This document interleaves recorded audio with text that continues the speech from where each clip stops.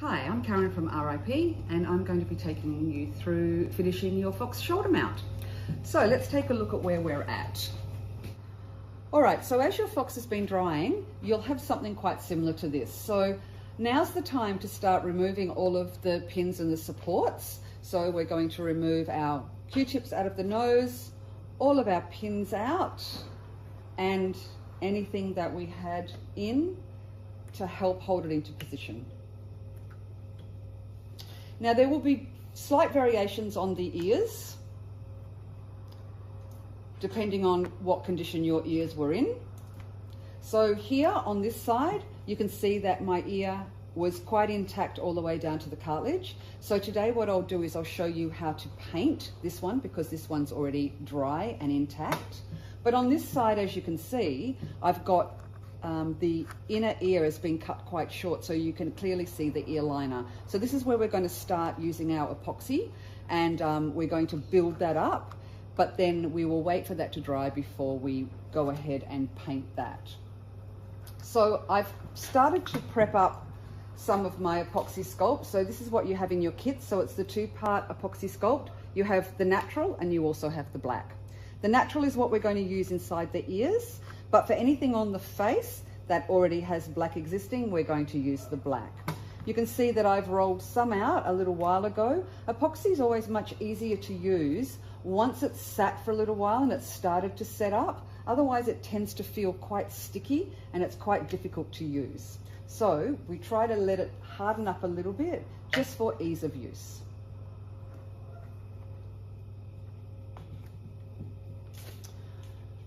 All right, so looking into my ear here, you can see that my cartilage is missing. Here I have my Apoxie Sculpt. So I've made it into a flat sheet. And what I'm going to do is utilizing my tucking tool and also my paintbrush with a little bit of water, which we're going to use sparingly. I'm going to position this into the ear and then start to blend that over.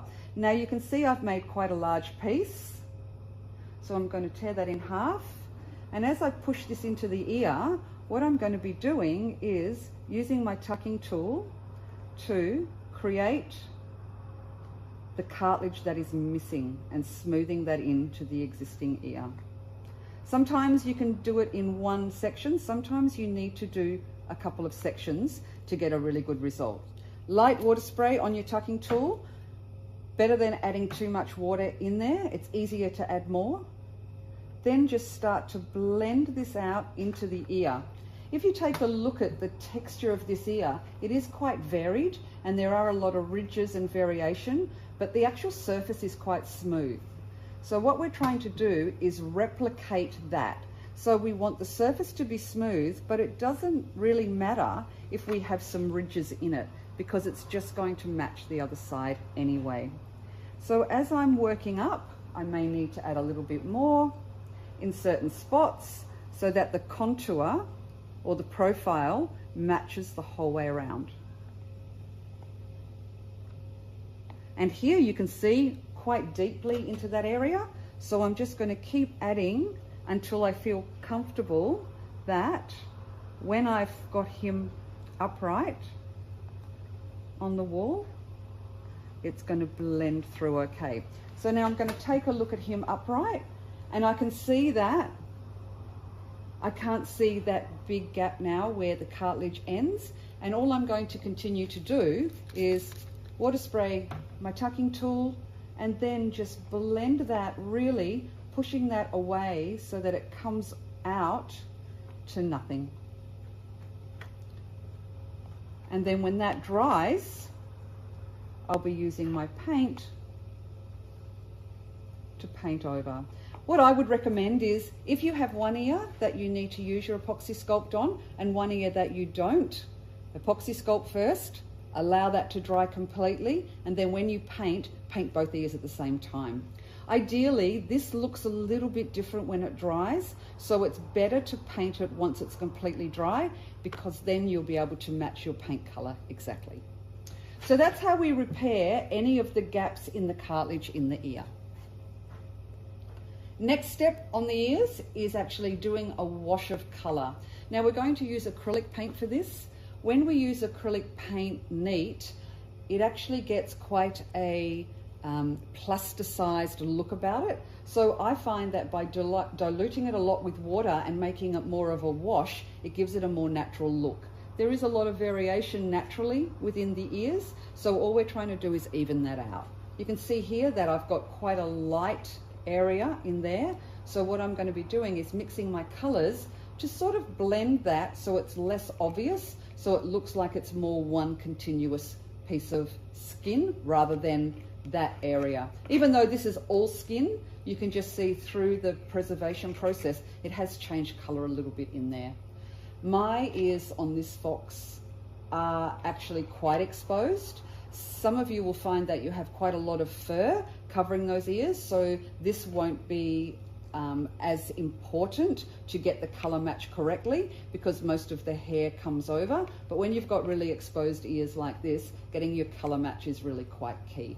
So the colors that we use mainly on foxes are black and white, and then we use burnt umber, which is sort of a cooler brown. And what that allows us to do is to make more of a natural black for the nose and the eyes and the lip line, but also we can dilute the burnt umber and the white in through here to give us that wash. And if we need to make it look a little bit more grey like here, then we can add some more black. Obviously each fox will look a little bit different, so what you'll do is you'll mix your paint color so that your tone matches your inner ear. So I'm going to put my paints now into my palette, and then we're going to mix and compare the tone. So here I have my three colors. I have my burnt umber, my black and my white. And you can see that my ear here is quite light, but it also has a slight grayish tone. So I know that mainly I'm going to be using white, a little touch of the brown, and then a dot of the black to make it a little bit more gray. So as I'm working, what I'm looking for is I'm looking for a tone that is sort of similar to what I've created, or what's been created inside the ear from the preservation process. So the tone that I'm looking for needs to be quite similar, but then I'm going to add water to dilute it to get a really nice wash. So you can see how I'm making sort of a grayish brown, because if we look here, that's the sort of tone that I'm seeing inside the ear. I'm going to flip it upside down in just a sec so that you can get a slightly closer look as I dilute that color down.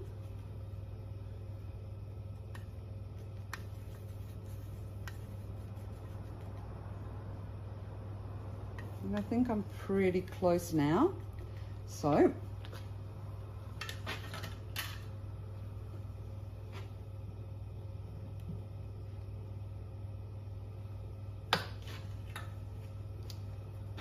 as I look at my color here, I'm seeing it's quite grayish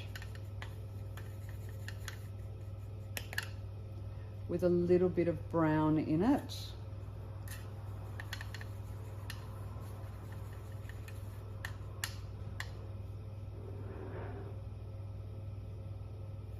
It's a little bit more brown. So don't be afraid to do a little test spot like I just did then. So here I'm going, yep, a little bit more brown.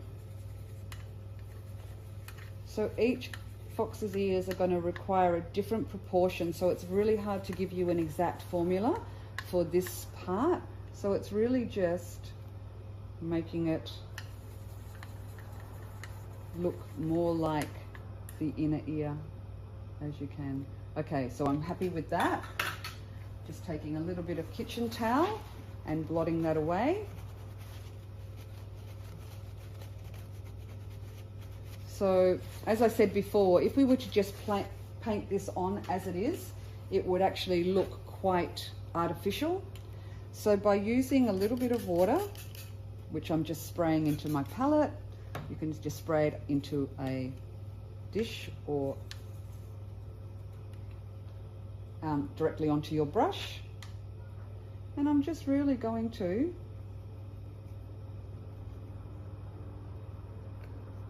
start to add a little bit of color in there using my brush, and then taking some kitchen towel or some cotton wool and just blotting that as well, because that's also going to keep it looking quite natural. So when we lift him up, so see how we're starting to just darken up those areas that were really light and golden before, and now we're going to start to create a less obvious division between the two shades.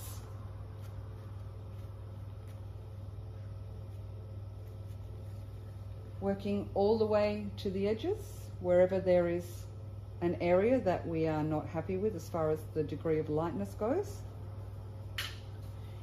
If by accident you get it onto the fur, light water spray and it will come straight off. Do that before it dries and there won't be any problems.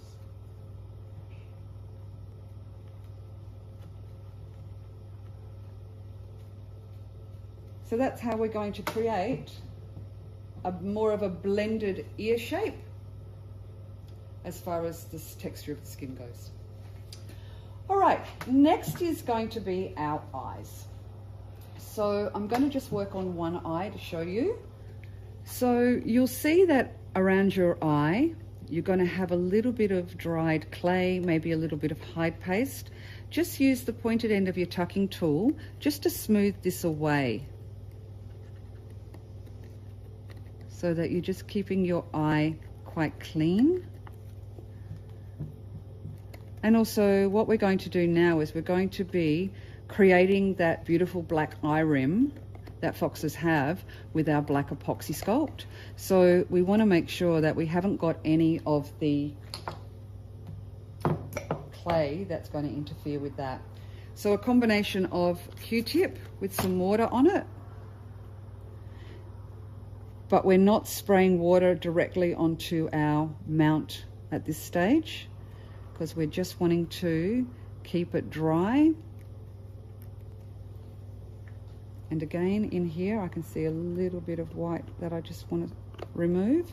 So I'm only removing the excess. I'm not digging or gouging that out, because remembering we took time to set the eyes in. So it's really just to make it clear. Now that I'm happy with the fact that my eye looks clear and I don't have any white that's interfering with the eye line, what I'm going to do is I'm going to start using my Apoxie Sculpt black, and I've prepared some long thinner sausages about 20 minutes ago. Now Apoxie Sculpt is quite frustrating to use sometimes because it has a stickiness to it, but we also want it to be sticky enough to adhere, but not too sticky so that every time you touch it with your fingers or the tool it comes away. So it's getting that perfect balance. If the temperature in where you're working is hotter, it's going to dry a lot quicker. So what we're going to do is we're starting on the bottom, and we are just going to use our tucking tool, and we're just simply going to gently tap that in. And again, use a picture of a fox to take a look at how strong their lash line is. Always dampening our tool, not directly onto our mount. And what we're going to do is we're going to start to create that line. Now, in some situations, you are going to want to make it very small and close to the eye, because sometimes you might find that you have a really nice natural eye line that you can see here. I've got a lot of darkness here, but then I've got some lightness here. So I don't need a lot of it there, but I need to build up a little bit more there. So you have to continually be looking at the specimen that you're working on and how much you want to add to it. So the action that I'm using is I'm sort of blending it down into the fur, and as I'm doing that, I'm taking away the excess. So it's still giving me quite a nice blended effect. Can you see that? So it's a nice blended effect, but it's also still keeping that traditional fox eyeline. Once I get to here, I just simply take that off. And then I start to look at what else I need to add. I always like to do under the eyeline first, because when you look, the lid above is slightly more dominant. So I always like to lay my sausage of clay across there after I've done the first part.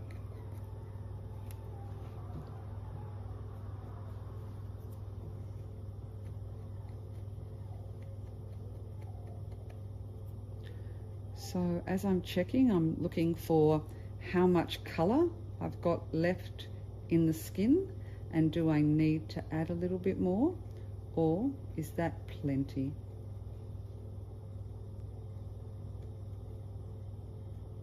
Just turning my tool as I'm working to ensure that I have a really nice line. And then I've also just flattened that section there, because remembering they have that really nice angled darkness coming in there. So that's my under eye line done. Now when I do my top line, I'm going to do pretty well the same technique. So I'm going to put it up here, being a little bit tricky, because again, I've let it set up a little bit. So that's allowing me, let's tighten this up. That's allowing me to be able to handle it, but still has enough tackiness to be able to stay in where I'm placing it.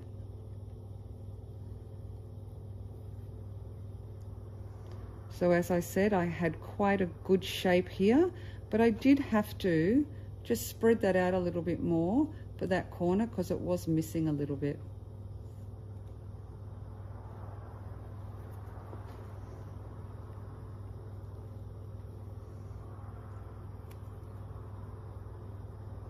So again, I'm using the point of my tool to really sculpt that shape in, to start to blend that out into the fur, and still, oops, a little bit of white there, and still follow that eye line that we created so that we have really nice symmetry. Because as we were mounting our fox, we made sure that our eyes were symmetric, so we don't want to go ahead now and add something that's going to make them look asymmetric. I have quite a light fox here, so the eye line is quite, it has quite high contrast, so it looks quite dramatic. With a darker fox, you'll find that that will blend in much more easily. But all I'm doing is using the tip of my tucking tool to blend that out, so I'm creating that really nice natural eye line. So I'm just going to pop him up and have a look, see if I'm happy with that. Make sure that the thickness is complementary to the fur pattern and the shape of the eye, and I think he's looking pretty good. Now the next thing that I want to take a look at is there some texture, some light striations through the eyelid, and just making that appear really nice and natural, the same as it would in nature. Now if you're doing this, and as often happens, you just get it right and then you'll do one, like I just did then, you'll do one final tap and then it will lift up. Don't be afraid to then take a small amount of your epoxy, tiny little bit on the end of your tool, and then put it back in again. So as this dries up, it'll all join together. If your tucking tool is sticking to your clay too much, again, light water spray. The water will just be a little bit more emollient on there, so it's going to give you a little bit more slip. to get a really nice result. All right, so that's how we go about our eyes. All right, so now we're going to work on the nose. Luckily, my nose was quite symmetric. So you can see here that my line is quite central. Also, my nostril points on the side are quite balanced. If by chance yours either was damaged or it hasn't dried completely straight, all you would do is take some of your black epoxy and then you would repair those areas, just like we did on the inside of the ears. You would repair those areas, and if you take a look at the texture on the nose, it's not smooth like the inside skin. It's got tiny little dots, little perforations. So what I do is I do the overall shape of how I want it to look, and then I'll just use this and I'll just dot to blend exactly the same sort of texture. So then in final result, it's actually quite a good match. Now, we had our cotton tips in here, and sometimes what they leave is they leave a little bit of fluff. So you can do a couple of things. You can just use tweezers or a little bit of water to take them out. What I like to do is I like to tear a little bit of sandpaper, if you have some at home. This does a couple of things. I like to just put a little bit of sandpaper in, because what this allows me to do is to get a much smoother inside of the nostril, because eventually what we're going to use on this is our gloss, because we want it to have that slightly wet look. So I often will do this just to smooth that over, just so that it looks a little bit more realistic. So you can see there that I've just smoothed that out. We will do this with the lip line, and also you can do this in the ear. So if your Apoxie Sculpt dries and you're not 100% happy with it, this is just 80 grit. So just get a small piece and then you can just blend and smooth that over, because you can see the surface of this ear. The actual surface is quite smooth, even though it has folds and irregularities in it. So you can also use your sandpaper for that. So once I'm happy, the color combination that I'm going to use for the nose is black with a dot of white and a dot of my burnt umber. So if I go back to my paint tray, here's my paintbrush. Right, so now I'm going for my paint tray. So now I've got my black, my brown, and my white. So the fox's nose is not exactly plain black. It has a little bit of brownness to it. So by putting a little bit of brown, it just sort of makes it like a warm black. And then sometimes I just put a dot of white, so it's just not really hard edged. So once I've created a color that I think is pretty close, then I start to paint. Now, when we're using acrylic, this time I'm not diluting the paint, so we need to be aware of how we're going to blend it into the edges. I'll put that down for a second. So if I just rotate him around a little bit,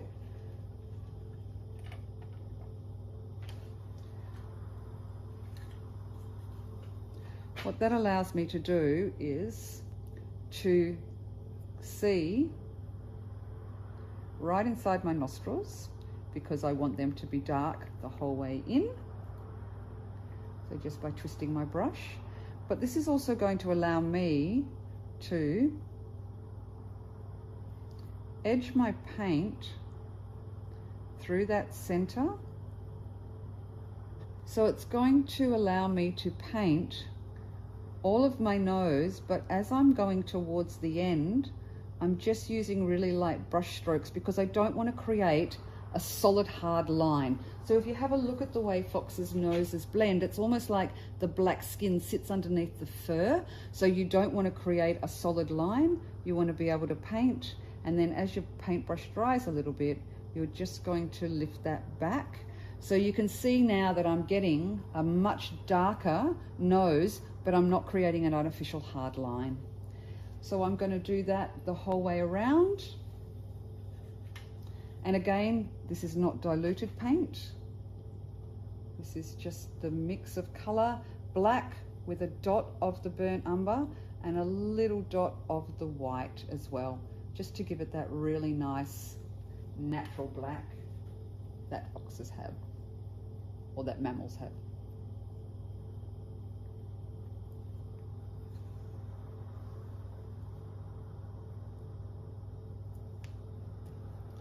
Now let's take a look at him, how he's coming together. So you can see I'm much darker through this zone here, and then it just fades out a little bit to that line. And then when we put our final Mod Podge gloss on there, it's going to really keep it looking wet and looking natural.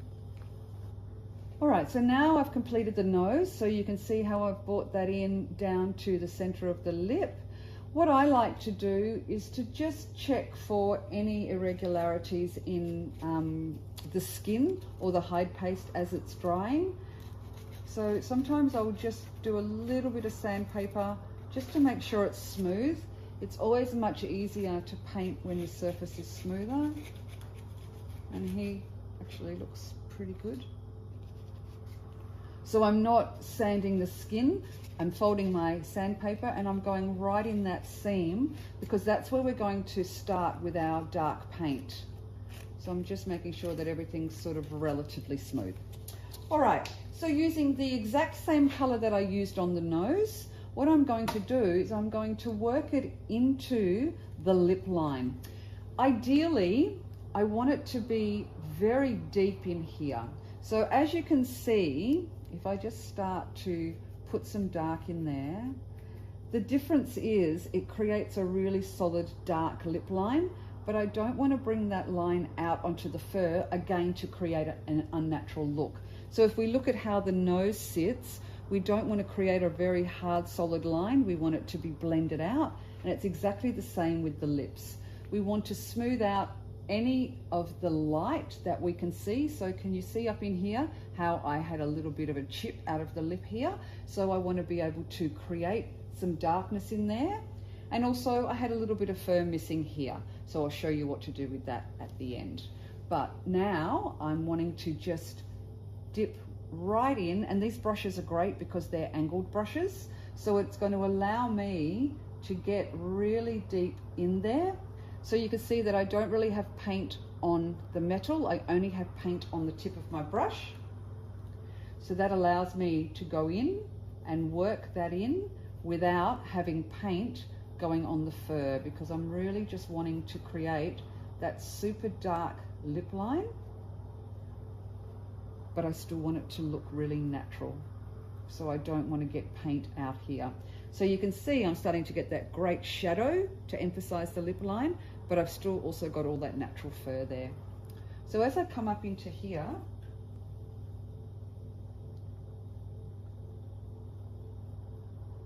I'm wanting to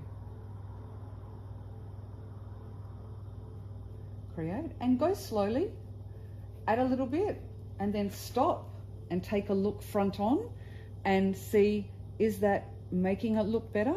Is that enhancing it? So I probably need to just dampen that and push that across a little bit. Then I work exactly the same way on the other side. I start really deep in where the lips meet here in the lip line. I'm just using that. Again, I keep the metal of my brush clean. It's only the bristles that I've got that little bit of paint on.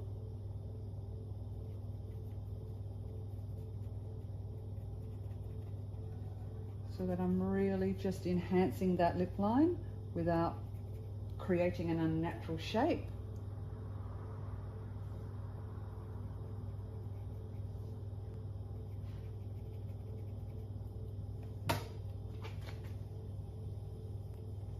And just here, I'm just wanting to rub that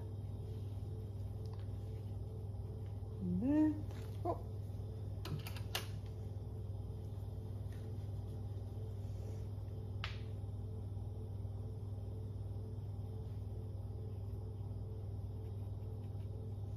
So as I'm putting that in, if by chance I see something that I don't like,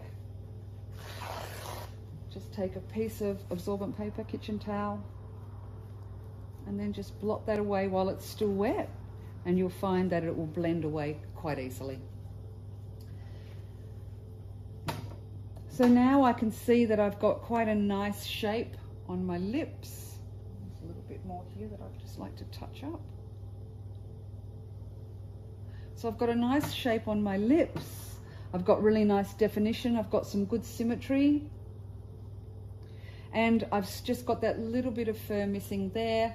So first thing I would do is use a dry brush. So all that means is I just tap it like that. So I take a lot of the excess of the brush off, and then I just really lightly brush over it. And then I look and I think, has that blended it? Has it matched it? Yes, it has. Do I need to make it stronger, softer, warmer? And then I can use my tools. So you can see there now, that's blended it all away. So he's looking quite defined, but not unnatural. Now, something else that I just wanted to show you at this point is I've done my eye line, but can you see in there, I've got this little corner where the clay is still visible. Simple fix. I use exactly the same color from the nose and the lips, and I just dot it straight in there to darken that color up so that disappears. And if by chance I have it on the eye, I'm just going to use a cotton tip to wipe that off the eye. Beautiful. Last thing I'm going to do is just Mod Podge that nose. Now the final step is, once the paint on our nose is dry, you can see that it does go a little bit matte, and what we want to do is create a really lovely gloss. So we're using our Mod Podge gloss, which you have in your kits. Tiny little bit. When you first apply it, it does look quite white, but as it starts to dry, you get a beautiful sheen right into the nostrils, because that's where it would be shiny. And also the same technique applies. Just blend it out to the fur. We're not going to go over the fur. We just want to keep it so that it's looking nice and glossy, but not on the fur. Just tilt him a little bit this way, this side as well.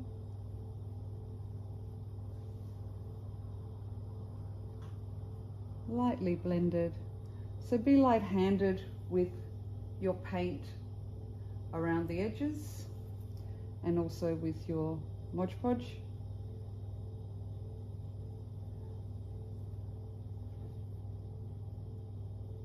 And then that will dry up with a beautiful shine.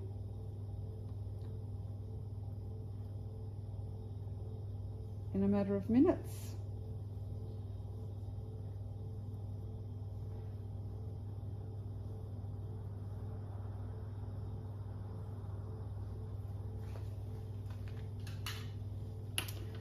And there is our fox, completed, ready to hang on the wall. Thank you.